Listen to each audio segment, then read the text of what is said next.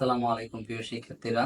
আমি এই ভিডিওতে কথা বলবো তোমাদের সংখ্যা পদ্ধতির টাইপ 2 নিয়ে, যেটা হচ্ছে বাইনারি, অক্টাল, হেক্সাডেসিমাল। আমার যাই থাকুক না কেন, আমার গন্তব্যস্থল কোনটা? গন্তব্যস্থল হচ্ছে ডেসিমাল। ডেসিমালে আমি রূপান্তর করবো কিভাবে? আমি ধরো একটা বাইনারি সংখ্যা নিলাম 101011.101। এটা হচ্ছে আমার বাইনারি সংখ্যা। এবার পয়েন্টটা একসাথে দেখা দিচ্ছে, এটা ডেসিমালে কত হবে? আমার কিছুই করতে হবে না, আমি ওই সংখ্যাটা লিখবো 101011.101।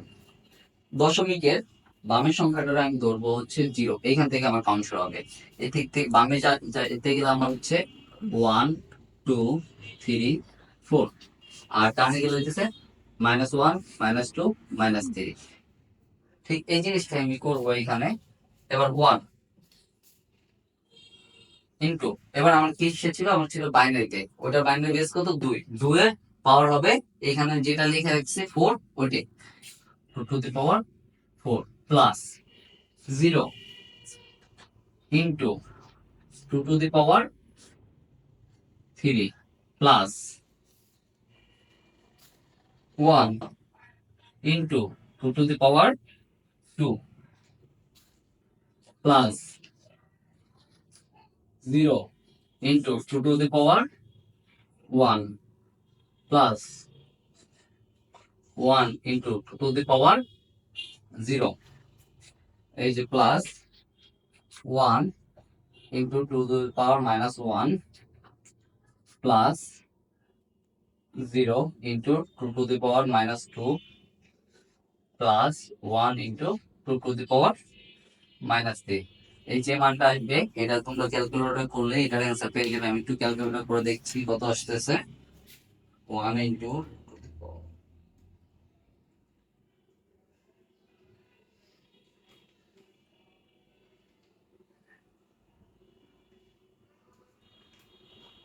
1 into 2 to the power 4 plus 0।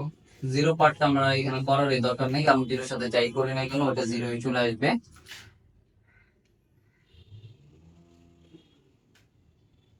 Plus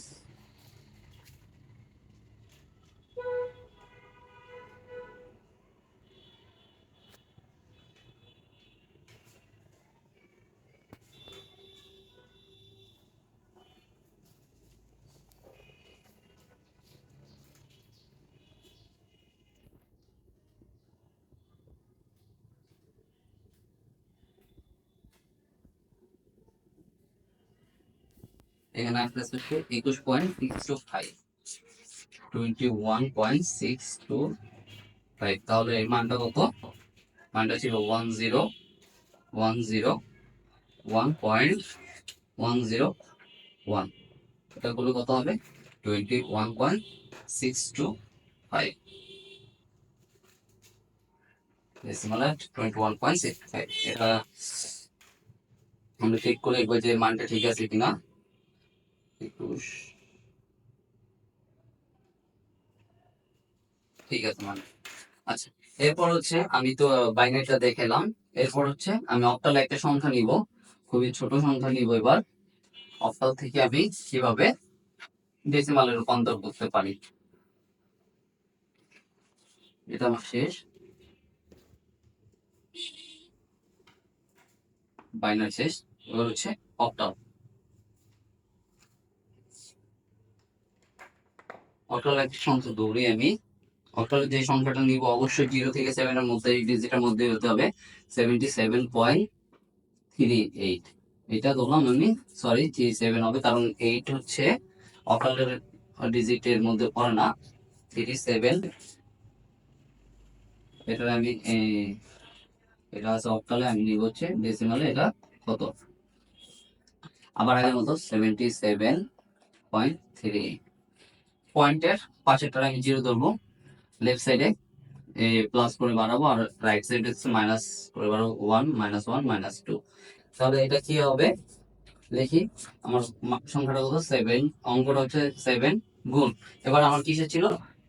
কোন বেজে ছিল? অক্টালে। অক্টালে বেজ কত? 8। 8 এর পাওয়ার কত? 8 এর পাওয়ার হচ্ছে 1 প্লাস 7 গুণ 8 এর পাওয়ার 0 প্লাস 3 গুণ 8 এর পাওয়ার -1 প্লাস সরি এখানে আমি বলে এখানে 8 লিখে ফেলছি, এটা তো 8 আমাদের অক্টালের মধ্যে নেই, এটা হচ্ছে 7 ছিল, তাহলে এখানে হচ্ছে 7 এর পাওয়ার কত হবে, 7 ইন্টু 8 এর পাওয়ার -2। এটা ক্যালকুলেটরে প্লাস করে যেটা আসে ওইটাই হচ্ছে আমাদের ডেসিমাল মান। প্লাসে কত আসে দেখি একটু,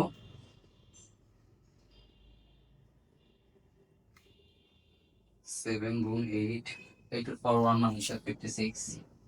একবারই করে দিই,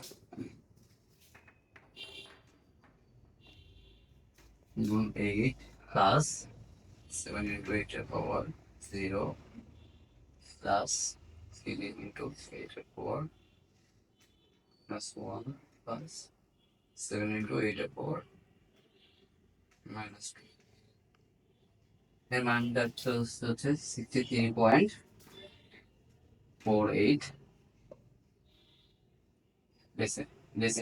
ডেসিমালের সেই মান। তাহলে আমি এটা যদি আমি দেখি কত লিখবো, 77.37, যদি আমি ডেসিমালে রূপান্তর করতে চাই তাহলে হচ্ছে 63.48। এটা হচ্ছে আমার অক্টাল শেষ বোঝানো। এরপর হচ্ছে আমার হেক্সাডেসিমাল থেকে আমি কিভাবে ডেসিমালে রূপান্তর করব এটা আমরা দেখব।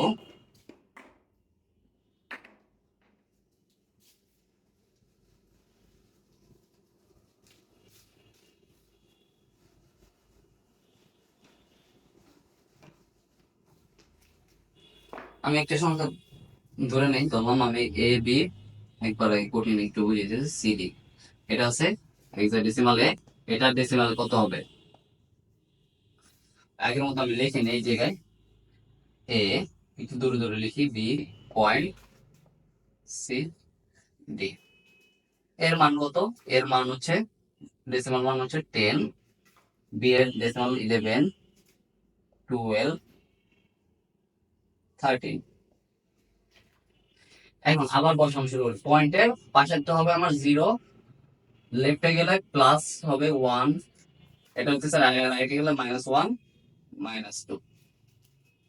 তখন আগের মতো আমি বসাই, এটা এর মান হচ্ছে 10, তাহলে আমি 10 গুণ, এবার কত আমি কিসে ছিল হেক্সাডেসিমাল, হেক্সাডেসিমালের বেস বা ভিত্তি কত, হেক্সাডেসিমালের বেস বা ভিত্তি হচ্ছে 16, তাহলে 16 দ্বারা গুণ 16 ইন্টু 16 পাওয়ার কত 1 প্লাস 11, বি এর মান হচ্ছে 11, 11 ইন্টু 16 পাওয়ার 0 প্লাস 12 ইন্টু 16 তার পাওয়ার -1 প্লাস 13, ডি এর মান হচ্ছে 13 ইন্টু 16 তারপর -2। এটা ক্যালকুলেটর যা মান হবে ওটাই হচ্ছে আমার ডেসিমাল মানে অ্যান্সার। 10 ইন্টু 16 যোগ 11 ইন্টু 16 0 প্লাস